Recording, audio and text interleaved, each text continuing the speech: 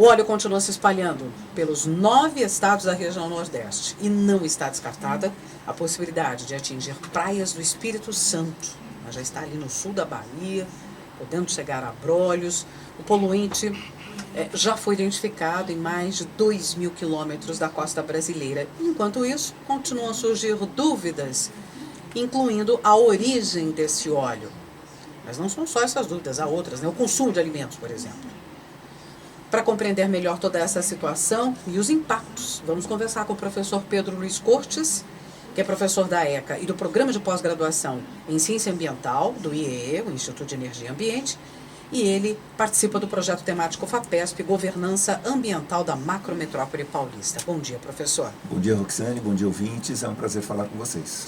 Como se não bastasse, tem um levantamento do site Notícias G1, professor, que já mostra que as áreas que já foram limpas estão voltando a ser contaminadas. Então, ou seja, o problema está muito longe do seu fim.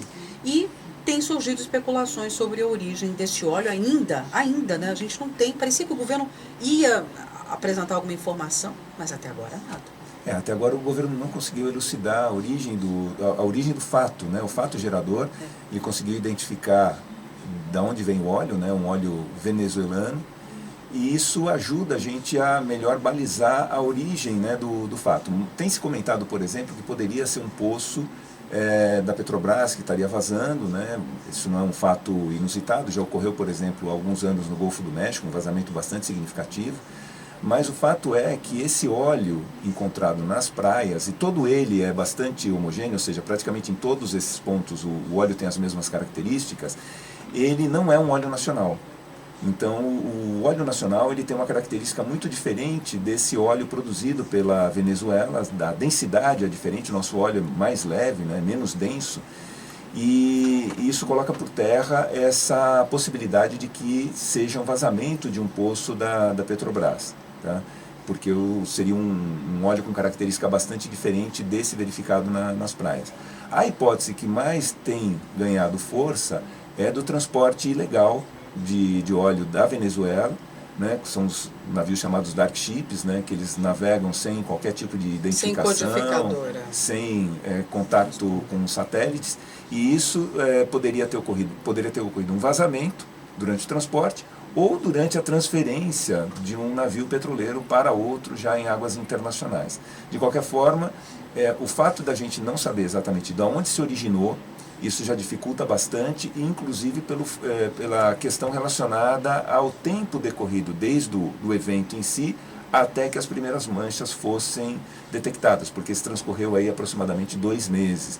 Então houve tempo suficiente para esse óleo se dispersar em alto mar, e não causa surpresa o fato de praias que já foram limpas estarem sendo recontaminadas, porque esse óleo continua ainda no oceano. E o produto? E os peixes, né? Toda essa alimentação, a base, né? O ministro da Saúde, Mandetta, ele falou assim, olha, não há motivo ainda para suspender a pesca, né, de lagosta, de camarão, né, o consumo ainda não, a gente não precisa parar abruptamente de consumir e tal. Mas, por outro lado, um levantamento do Instituto de Biologia da Universidade Federal da Bahia fez uma análise de diversos tipos de frutos do mar e todos eles apresentavam algum tipo de contaminação. Do meu ponto de vista particular, se eu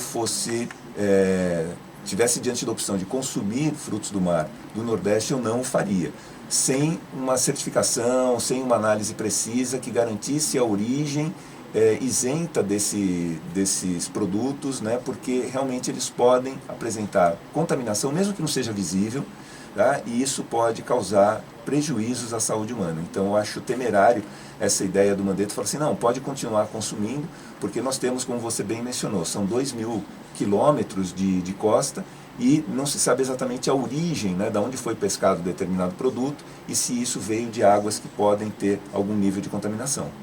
Sem falar no impacto que isso terá para o turismo. Já tem Sem gente dúvida. desmarcando viagem, é alta temporada, vai começar a alta temporada e essas regiões vão ser fortemente afetadas, né, professor? O que tem acontecido é que o governo está tratando de uma maneira muito pontual, né? Excetuando a Marinha, que vem buscando identificar quem provocou esse vazamento, né, vem ajudando na contenção dos danos, o pessoal do IBAMA também, mas está faltando por parte do governo uma coordenação, uma centralização dessas ações, porque o impacto é muito grande, não só do ponto de vista ambiental, mas também do ponto de vista econômico, do ponto de vista social.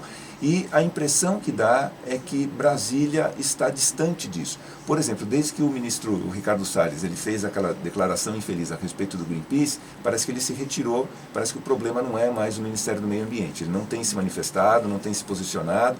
Ministros têm promovido algumas visitas parciais, mas assim, medidas efetivas mesmo, uma medida de coordenação, de centralização disso, a gente não tem verificado. E é um desastre sem precedentes no litoral brasileiro. Ou seja, o governo não tem feito o suficiente para conter esse problema. A ação tem partido dos municípios, com a ajuda de muitos voluntários, que se expõem a um risco de contaminação, e também dos governos estaduais. Existe aí uma rixa política entre os governos dos estados do Nordeste, né, com o Bolsonaro, porque são de partidos diferentes, são oposição, e o governo vem tratando esses estados como sendo oposição, ao invés dele superar essas divergências partidárias, porque a questão ambiental ela é preponderante, né? E esses impactos ambientais, econômicos e sociais, eles vão se manifestar independente da ideologia que cada um professar. Então deveria haver uma coordenação central por parte do governo federal no sentido de organizar os esforços para tentar reduzir esses impactos, né, que podem aumentar ainda mais, tendo em vista que esse óleo continua chegando e o verão se aproxima, que é a boa temporada para o turismo no Nordeste, né? Para concluir, o que de pior pode acontecer, já tendo, né, acontecido tudo isso de muito ruim, obviamente, é o óleo atingir o arquipélago de Abrolhos. Ele já chegou ao sul da Bahia, já chegou em Cabralha ontem, ele deve chegar em Porto Seguro, que ali é muito próximo. E dali para Abrolhos não é uma distância muito grande. O problema é a dificuldade de identificação desse óleo em alto mar. Devido à sua densidade, ele fica em subsuperfície, então uma identificação por sensoriamento remoto, com o uso de aeronaves, não é fácil.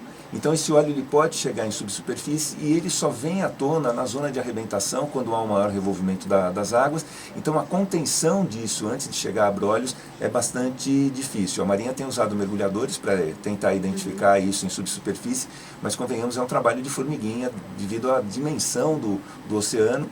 Então, infelizmente, é muito provável que esse óleo chegue de alguma forma a Abrolhos, impactando severamente ali um ponto importante para a vida, né, no Oceano Atlântico. Quer dizer, apesar de toda a dificuldade que vocês especialistas têm esclarecido para a gente, sobre realmente ser um fato inédito, das dificuldades de controlar esse desastre, descobrir de onde vem, o governo não estava preparado para uma situação como essa, e o ministro chegou a dizer que tem que melhorar a vigilância ali da costa. Não, ele não estava preparado, até porque ele desmobilizou uma série de comissões, e dentre elas uma comissão voltada para esse tipo de acidente. Né? Considerando que a gente tem uma exploração offshore significativa no litoral brasileiro, isso foi uma atitude bastante temerária e inconsequente por parte do governo federal. Muito ruim, né? Mais um fato muito ruim para a imagem do Brasil. Sem dúvida. Professor Pedro Luiz Cortes, da ECA, do PROCAN, do Instituto de Energia e Ambiente.